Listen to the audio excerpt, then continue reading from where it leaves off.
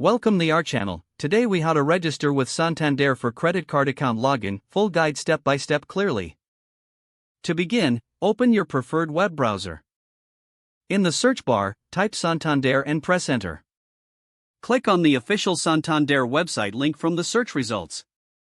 Once the home page loads, locate the sign in button, usually found in the upper right corner. Click on the sign in button.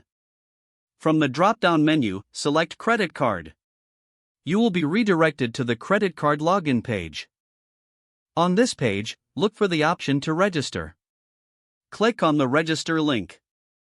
You will be taken to a registration form.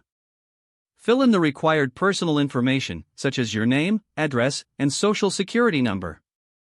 Next, provide details related to your Santander credit card, including the card number and expiration date. After entering your information, create a username and password for your account. Make sure your password is strong and secure. Follow any additional prompts to verify your identity, which may include answering security questions. Carefully review all the information you have provided.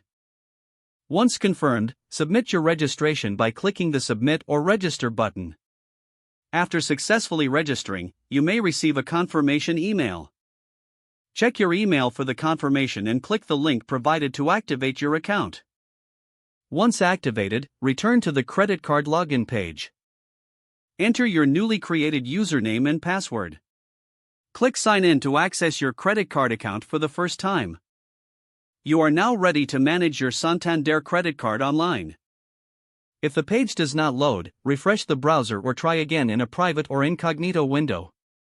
Make sure you are using the correct email address, then retype it carefully to avoid small typos. If your password is not accepted, use the reset option and create a new strong password you can remember.